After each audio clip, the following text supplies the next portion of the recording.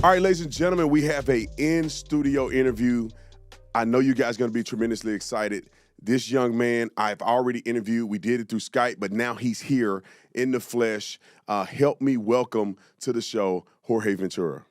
Brandon, brother, thank you for having me on. And yeah, just came back 18 straight days in Minneapolis, breaking news, on the ground coverage, and really actually driving the narrative also on X and beating corporate mainstream media to the story. So feels good to be back in Arizona, seeing some sun. Just survived negative 30. Us Latinos not made for that weather, bro. Yeah, you're out here thawing out now. Yeah. But yeah, man, you've been doing a tremendous work. Like you said, the thing that I noticed the most is that you're doing more than the mainstream media that's backed by billions of dollars, and they're not on the streets, showing the world what's really going on. Either side, whether it's conservative or liberal, none of them are doing this. And so because of your journalism, we're able to see how insane these people are on the ground. And give us a glimpse, because you had an extended stay since we interviewed in Minneapolis, Minnesota, and you have more crazy stuff to tell us, man. You got assaulted out there. I mean, all this crazy stuff. Yeah, so right now, basically, Brandon, spent 18 days down there, a lot of new developments. The day that I was supposed to leave is when the Alex Pretty shooting happened. So I ended up staying. We got to cover the riots that followed right after. But so far, I would say, like, my biggest takeaway, and I've reported on protests, riots, left-wing violence all over the country. Minneapolis is at a completely different level when it comes to the organization, the signal chats, databases. I was completely blown away by it. In Portland, you mostly have the activists who are in this world, where in Minneapolis, like, the public and your everyday American feels like they're involved in the fight. So when you're there, people do view ICE as like Gestapo, and it's 90% white liberals who feel like this is their moment to stand up to a Nazi regime that's like kidnapping. This is their language, kidnapping their like Somalian brothers or sisters. So they do feel that they're in this fight for the long haul. We've been able to find out a little bit more about like these networks that are funding some of these activists, like Defense 612, which Renee Nicole Good, finding out she was actually a member of. So this whole thing that she was just like a peaceful protester, peaceful community member, that is no longer true. Like, she was being trained to actively impede federal investigations, but just really leaving with a sense of not knowing what's next, because it seems like ICE and federal agents have the whole city and state against them, from local law enforcement as well, and they really only have the backing of Holman and the Trump administration. And even on the ground, on my last day, I was assaulted by some Antifa activists, and also went on an ICE in-bed ride-along where we find out that these activists are successfully impeding operations every single day, even after Holman arrived. So I think Minneapolis right now could be a battleground that if the Trump administration doesn't play it right, they could lose, and then we could maybe see deportations start to decrease. It's still a long way to tell right now. I want to tell you guys about Verdict. It's official. It's live. This is the not guilty. You see that reflection on there? We got that fall going on there. That looks good, and it tastes incredible. I can't believe it. And for everybody that got it, because a couple thousand of y'all got y'all's ordered in just yesterday and probably coming in today, make sure you go to verdictreservespirits.com, verdictreservespirits.com. We'll put the link in the description section, and let us know what you think about the bourbon. Give us your verdict. Is it good? Is it not good? Well, I know it's good. The first one we got on there, 5 stars. I can't see how anybody's competing with Verdict. And I want to know the difference if you like the guilty or not guilty. Best bourbon on the market. And you will be able to attest to that as soon as you get yours. That's crazy, man. It's crazy that in an American city, we have people who are actively impeding federal law enforcement that's been approved by Congress, meaning the laws have been approved by Congress. We voted for those laws. The laws are on the books. They didn't change the law. Right. But these people are saying, I don't agree with the law, so I'm going to thwart the law. That's just like us saying, you know what? I don't feel like I should pay those taxes. So let me go protest at the Treasury. Let me go and blockade streets so the people that work in the Treasury or anybody associated with taking taxes are being doxxed, and like that'd be asinine. To me, it'll make more sense than what they're doing with ICE, because I think taxation is out of control. But it's crazy. We got a couple videos that I want to show the audience, and we can watch together. I think this is the one where these protesters are actively trying to impede the operations of ICE, and this is one of the clips here. Roll it.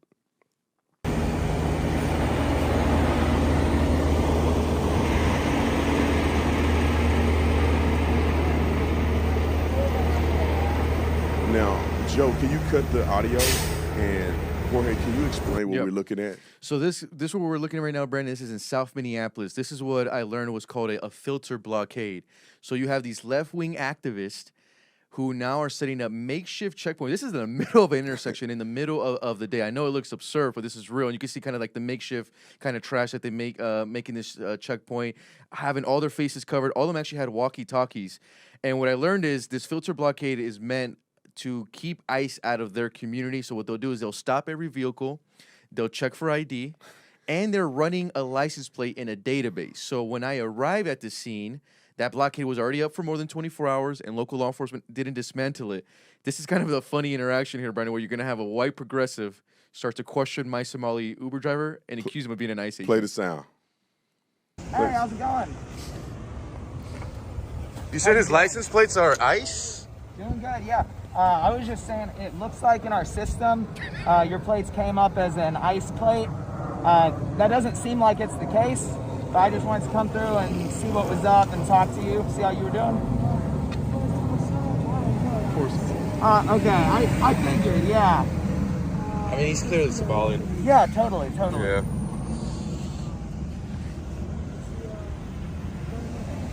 Oh yeah, well, glad to hear it. What's your name? Ali? Ali, nice. How long have you guys been out here today? Look at that weirdo. Are we good though? Yeah, all good. I do want to ask, what's the system you guys are using out here? I mean, because it's obvious that was wrong, right? I mean, the guy was just a Somali Uber driver, not ICE. Well, the thing is, ICE, they're renting a lot of cars, but yeah, we'll take this off the list. So what they have is a makeshift list. Clearly, they don't have access to an actual database. So somebody observe ICE, they trail them, whatever, they write the license plates down, and then they walkie-talkie it, and they look on a piece of paper and say, oh, that's an ICE person. I mean, obviously, this person wasn't on their list. They just didn't recognize the license plate, and they pulled them over or like stopped them or something. I don't know what they call it. Yeah, that's right. And then actually moments after that, Brandon, what kind of started this, the interaction where they actually moved into assault me was down the road. The activists were actually successfully turning around vehicles that did look like ICE vehicles. And that's what caught my attention, because they were sedans with the all-black tinting. So when they started to turn them around, that's when I was shooting the film. That's when the individuals start to move in, start to assault me, shove me. Then they start to move in to steal my camera and to not publish that video. And I wanted it to add, Brandon, because I know this looks absurd. About an hour later, I then get an exclusive right along with ICE in Minneapolis, where they're going to move in to arrest a criminal legal alien who re-entered the country again illegally under the Biden administration. So this is a felony re-entry. Those same activists that you just saw in those videos and those blockades were able to track down the license plates of those ICE agents, dox their location and their operation, and they couldn't move in to make an arrest. And I wanted to highlight that really quickly, Brandon, because some of these videos, these activists, they do look silly and they look childish. And I mean, they're white liberals. Some of these guys are like weighing 100 pounds. We could pick them up, throw them around, Yeah.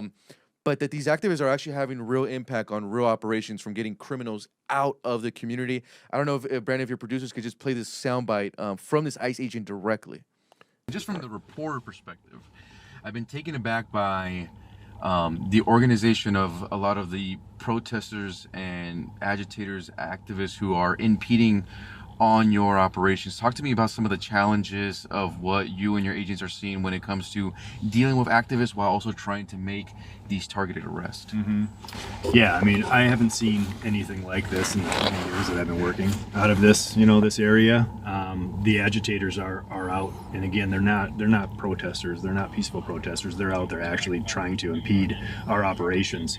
It's not going to stop us from doing it. What it does, it just makes us kind of change our tactics a little bit. So what we're doing is, we're creating teams that are a little bit bigger, so we can deal with some of the agitators that come. But we're still going to continue to focus on enforcing the immigration law. But what it does do, it just makes our officers have to kind of move their focus solely away from the target we're looking for, which most of these targets we're looking for have significant criminal histories. And so now it adds another layer of, complexity on it, because now our officers not only have to worry about, maybe the target we're going after assaulting or fighting us, but now the public is coming out to do it. And we're not just seeing the public standing around watching what we're doing. We welcome that. I always welcome that. We've had people filming us for years now, as long as they do it and let us do our job, right? I think that if people have an issue with what we're doing, trying to solve that in the field, it's not the spot to do it. We need to be out here and, let us do our job to do it. And then if there's issues, again, I think that focus needs to be brought elsewhere, not on the officers sworn to enforce the law. Which is, how are they getting away with this, man? This got to be criminal. Let's go back to the clip that See, that's shows, where I'm at, Brandon, 'cause these are federal investigations. Yeah. And these signal groups, they're doxing their information. They're getting shared all over. I got one source who, I guess, like now my photo is getting leaked in all these groups to watch out. I don't understand how this is happening at this level. Like, we need the Insurrection Act or something. Like, Trump needs to come down with the hammer now. Right, and we're going to get to it, because this is where you get assaulted at. I want to go, this would be a good clip. Play the clip, and this is where you ended up getting assaulted, but I think I got something I want to say in it, because we got to talk about the hypocrisy here. Roll the clip. Here in South Minneapolis, we just actually spoke to some of the individuals, if you want to just check out here, wearing the pause kind it of right black here. cloth covering their faces. This is the craziest sugar honey iced tea I've seen. These people are literally protesting ICE by being little ICE agents. They are blockading the road. They're creating borders, and they're checking people's identification and turning them away from the community if they so choose. The very thing, and they're racially profiling. I mean, your guy was the Uber driver was Somali, and they go, "Oh, he's good." Yeah. Well, you're basing it off his race? What if he, just because he's Somali, means he's automatically good? Like, what? And like, this is fascism. I mean, everything that they protest against, like, this is actually impeding fascism. This is also, like, one of the greatest signs. This is what they say. This is one of the greatest signs of privilege, to be able to break the law, literally stopping vehicles. One of the moments that caught me off guard too, Brandon, was like there was like this innocent like mom and her daughter. They look like frightened when you have these random men who have their faces covered up, asking them for IDs, running their license plate, also blocking their movement. It's intimidating, and for local law enforcement to like not step in there, it's embarrassing. I'm just glad that this is getting out there. But once again, like just even this shot alone, Brandon, is absurd to have this intersection controlled by these activists. All of them have walkie-talkies. If you notice, they all have walkie-talkies. All of them repeating these license plates to whatever makeshift database signal chats that they have. It's crazy because these are so many laws being broken at one time locally. This is not just federal law. I mean, impeding federal agents is federal law, but obstructing an intersection is against the law. And local PD should shut it down for the sake of local PD. They're not shutting it down because of ICE. They're shutting it down because this is illegal. If anyone else decided to go and do this, they would go to jail. Exactly. If it wasn't under the guise of just say that conservatives were doing it. Imagine if you and I try to do this right now in Phoenix, Arizona. Oh yeah, we'd go to jail and probably get beat up by the police. And the issue here, Brendan, is like in that operation where they can't move in to make an arrest, like. What people don't realize is, like, by not getting that guy off the street, we could potentially run into another Lincoln Riley situation where that individual then murders an American citizen. Yeah. That's why this is so important. Just to see white progressives defending these guys makes absolute, like, I still can't wrap my mind around it. I can't wrap my mind around it either, because it's like it's a bunch of just mentally ill individuals that are just doing nothing. That like they're not accomplishing anything. That literally. they're going to arrest. They can just talk to a Border Patrol ICE agent to say, who exactly are you guys going out? I'm pretty sure they can't show them a list because then they'll thwart it. Right. But I mean, if they were to follow up and say, you know, can you give us any information? Like, you know, as a journalist, can you give us any information on what just happened there? They're like, oh yeah, this guy was wanted for murder, guy was wanted for rape. Then they should be reasonably in a position to say, okay, maybe we need these people off the street. But they are flat out creating criminal behavior to protect. And these people don't even probably live in this neighborhood.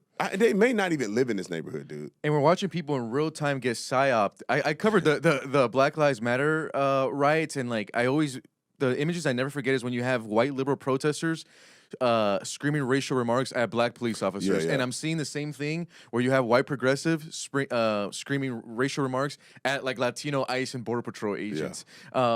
It's just the whole thing doesn't make any sense. Once again, these filter blockades are still up in South Minneapolis. We'll see if local law enforcement starts to move in, but just completely absurd. Even for like our Somalian Uber driver, like, the guy was like fearful for his life because he doesn't know who these individuals are. They don't know if they were going to assault. We were able to escape with him. He's like, hey man, I didn't know if they were going to assault me. They were going to steal my phone. Why were they questioning me? What are they doing with my license plate? So these are just like your everyday citizens, who Right. and that Somalian Uber driver, like he's just trying to make a buck. He's not out here doing what these guys are doing and literally like trying to make this this whole makeshift interstate. It's just completely ridiculous. But I guess this is their version of border walls and border security. Stupid. They're so stupid. But I want to play the rest of this clip because then one of these idiots assaulted you. Ladies and gentlemen, we're running out of time. I want y'all to comment part 2. If you want to see Jorge come back for part 2, just comment part 2. God bless you guys. God bless America. We'll put Jorge's links to his social media in the description section. We'll also put the Venmo in the description section if you are on your phone. I hate when people send me a QR code while I'm on my phone. I don't know how to do the QR code while I'm on my phone. So we'll also put the link in the description section.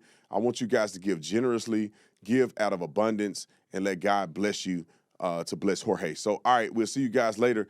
God bless you. God bless America. We're out of here.